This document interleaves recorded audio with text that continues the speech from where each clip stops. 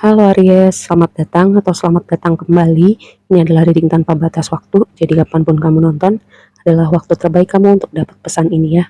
Oke, kita mulai dulu dari tema besar kamu. Yang pertama, Eight of Cups ini adalah pergi, itu meninggalkan suatu situasi, suatu tempat, atau menuju cahaya. Karena dia ini di deck ini ya, dia tuh digambarkan dengan kapal selam gitu. Kapal selam itu biasanya di dasar laut atau di laut yang tempatnya gelap, tapi dia keluar menuju permukaan di mana ada cahaya. Cahaya itu bisa kayak suatu pencerahan, suatu apa ya, suatu yang memanggil di hati kamu gitu. Terus gini ya, sebagai energi Aries gitu, in general harusnya kamu tuh orang uh, yang bisa untuk berani take action gitu, atau kayak spontan. Itu suatu hal yang bukan jadi problem buat kamu, tapi entah ini untuk beberapa orang atau mungkin sebagian dari kamu merasa ada suatu hal yang kamu pertimbangkan, kamu ingin lakukan, tapi entah karena apa ya, mungkin pengalaman-pengalaman tertentu di waktu lampau, jadi part itu di dalam diri kamu hilang untuk spontan, untuk berani mengambil resiko, untuk berani melangkah, untuk berani keluar dari zona nyaman. Itu semacam apa ya, redup atau udah hilang gitu dari energi kamu. Nah, ini semoga ya ada sesuatu hal dari reading ini yang bisa kayak membuka kamu gitu, atau mengingatkan kamu kembali sebagai Aries, sebagai yang pertama gitu, anak sulung dari semua zodiak. Karena Aries itu adalah yang pertama. Ya, kalau dari astrologi kamu yang pertama gitu. Kamu yang take action. Kamu adalah perjalanan dimulainya 12 apa ya? Zodiak gitu, dimulai dari kamu gitu. Nah, terus sebelum lanjut dengan tarotnya, kita lihat dulu memang ada suatu apa ya, ada tension, ada ketegangan, ada sesuatu hal yang mungkin kamu pertimbangkan, atau ada situasi orang-orang tertentu yang membuat kamu semacam itu juga sih, yang kayak menghalangi kamu untuk bergerak gitu. Pertama nih, kita lihat dulu oracle-nya. Ada Merkuri. Kata kuncinya pesan Merkuri itu bisa berbicara komunikasi. Bisa kayak aku mendapatkan, mungkin ada orang-orang yang kamu ajak ngobrol, atau kamu temukan kontennya, atau pemikirannya kamu baca. Orang-orang yang akan membantu kamu gitu untuk membuka pikiran kamu tentang suatu hal yang um, kayak kayak apa ya, membantu kamu untuk mengambil keputusan atau bersikap dalam situasi tertentu. Terus juga komunikasi akan signifikan, dan Merkuri ini berhubungan dengan aktivitas mental gitu. Dan ini jadi karena tadi ya ada sesuatu hal yang kamu pikirin banget, yang tadi aku membuat kamu uh, apa ya, spontanitas kamu, keberanian kamu untuk melangkah itu mungkin redup, mungkin hilang gitu. Terus yang berikutnya itu ada opposition, dan kartu yang berikutnya semi square. Itu kayak energi yang tadi aku bilang, kayak ada ketegangan, mungkin ada konflik, mungkin ada perbedaan pendapat, atau konfliknya itu di dalam diri kamu gitu. Jadi kayak tadi maju mundur udah dipikirin tapi actionnya belum. Nah, ini yang jadi highlight di sekitaran kamu nonton reading ini. Dan mungkin ya gini, kalau aku pakai kasih contoh gini, orang yang berada di toxic relationship gitu, untuk dia kan biasanya putus nyambung gitu ya, oh bilangnya gue mau putus, pokoknya gue nggak mau balik lagi, tapi Indian balik. Prosesnya panjang untuk benar-benar dia menyudahi situasi itu, atau benar-benar putus clear gitu ya. Prosesnya panjang karena apa? Walaupun hubungan itu menyakitkan, misalnya hubungan itu menyakitkan, tapi itu sesuatu yang terasa familiar dan terprediksi. Dan mungkin sesuatu yang familiar buat kamu saat ini, atau terprediksi dalam tanda petik, itu juga yang membuat kamu kayak mungkin ini yang terbaik yang bisa gue dapat, mungkin ini hal yang sepantasnya buat gue. Jadi kayak di situ juga aku mau mengingatkan, di situ juga berarti kamu sudah memberi limitasi pada apa yang bisa kamu capai, pada hal-hal yang sebenarnya jauh lebih besar gitu, atau potensi-potensi yang mungkin nantinya akan kamu temuin ketika kamu membuat batasan seperti itu ya. Semoga ini gak terdengarnya terlalu abstrak gitu. Terus juga di pre-shuffle kamu tuh ada semacam keiri hatian. Aku nggak tahu ini kamu, atau ada orang-orang yang terhubung sama kamu yang punya rasa iri hati sama kamu, atau kayak kamu melihat orang-orang di luar kamu, orang-orang di sekitar kamu, atau siapalah gitu, kayak kamu iri gitu sama mereka, apapun konteksnya gitu ya. Ini kalau kita melihat orang-orang tertentu gitu, jadi motivasi, jadi inspirasi itu bagus, tapi kalau jatuhnya membandingkan, menurut aku itu nggak akan kemana-mana sih, atau bahkan mungkin sekedar iri atau benci gitu, kayak justru jadi racun di jiwa nggak sih?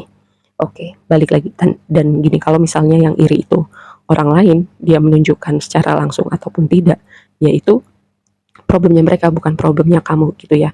Kan aku selalu bilang, selama kamu melakukan hal-hal yang intensinya itu tidak menyakiti dan melukai orang lain gitu, ya udah lakukan aja yang tadi memanggil di hati kamu, atau atau bergerak ke tempat yang walaupun tidak familiar, di situ masih ada potensi yang bahkan kamu belum tahu bisa jadi seperti apa.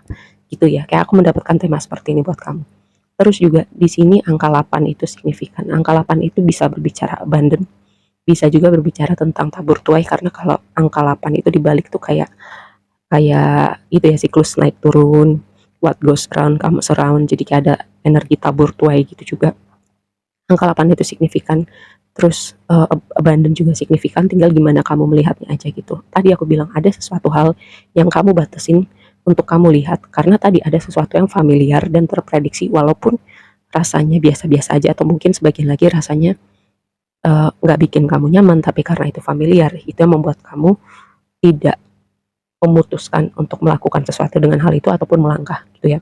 Karena tadi temanya adalah Eight of Cups, dikonfirmasinya sama Tower. Bisa jadi untuk sebagian kamu memang meninggalkan tempat, meninggalkan kantor yang lama, tapi ini lebih kepada keluar dari penjara. Kadang penjara itu bukan tempat, tapi sesuatu batasan yang kita buat sendiri di dalam diri kita gitu. Jadi kayak bisa jadi ya ini adalah proses kamu untuk mendobrak itu limitasi yang kamu kasih ke diri kamu sendiri. Dan gini, tema transformasi, terus perubahan, transisi, siklus yang berakhir, tabur tuai, jadi kayak ini signifikan banget sih dalam reading kamu. Karena yang berikutnya jadi blessing kamu adalah Page of Cups. Tadi aku bilang kan, komunikasi ini akan jadi signifikan. Atau mungkin ada orang-orang tertentu yang mengkomunikasikan sesuatu hal dan itu kayak kena di kamu gitu. Dan itu signifikan untuk apa ya, setidaknya mendatangkan pencerahan tentang sesuatu hal yang kamu lagi pikirin banget gitu.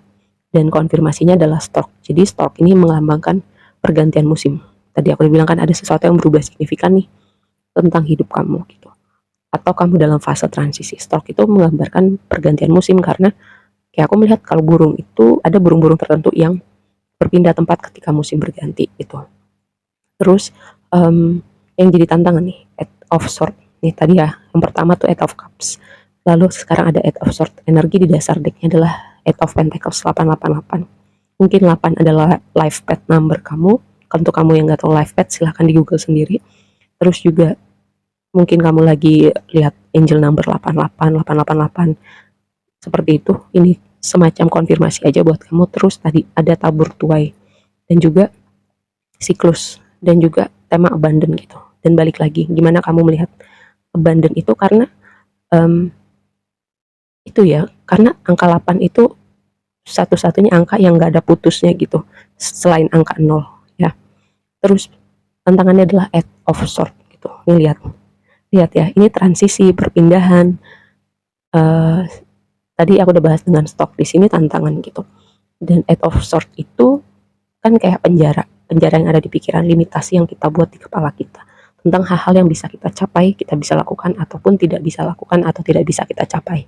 Nah itu yang jadi tantangan kamu. Tentang ship yang gambar perahu itu tentang perpindahan. Tadi Eight of Cups juga tentang perpindahan, meninggalkan sesuatu. Ini jadi tantangannya. Mungkin bukan dari kamu, mungkin resistensinya dari orang-orang di sekitar kamu. Tapi kalau sebagian memang ini adalah resistensinya dari kamu ya. Terus Ten of Pentacles yang berikutnya 10 angka completion. Bear ini bisa berbicara tentang menjaga sesuatu yang penting berharga buat kamu, bisa jadi juga tentang keterhubungan kamu dengan sosok otoritas gitu ya. Bisa jadi ini kayak proses kamu untuk gini, kamu yang pegang kendali atas hidup kamu gitu, kamu yang mendefinisikan hidup kamu seperti apa yang kamu mau lakukan dengan hidup kamu, pilihan-pilihan yang kamu buat. Mungkin selama ini kamu dibayang-bayangin dengan programming yang kamu bawa gitu sejak lama, secara kultural, dari keluarga kamu, dari apa yang kamu tonton gitu. Mungkin ada programming tertentu yang kamu nggak sadar itu membentuk pilihan-pilihan kamu, apa yang kamu lakukan dengan hidup kamu, tapi sekarang kayak kamu mulai ada awareness-nya, oh itu bukan maunya gue, yang gue mau adalah misalnya apa gitu. Terus entah kenapa aku dapat gini, nggak pernah ada kata terlambat untuk memulai apapun gitu ya, memulai apapun dari awal, dari nol sama sekali. Bahkan mungkin ada momen untuk sebagian dari kamu, kadang ada guncangan gitu untuk kamu bisa mulai lagi dari awal gitu ya, tentang gimana kamunya aja mau meninggalkan sesuatu yang familiar itu, yang sebenarnya rasanya biasa aja gitu, hambar atau bahkan mungkin menyakitkan, tinggal gimana kamu mau keluar dari sesuatu yang familiar itu, ya. Karena di sini emang ada sesuatu hal atau situasi atau hubungan tertentu yang udah kadaluarsa sih, udah memang harusnya bukan di hidup kamu lagi. Oke, kurasa segitu aja dulu readingnya. Semoga bermanfaat dan sampai ketemu di reading berikutnya. Bye.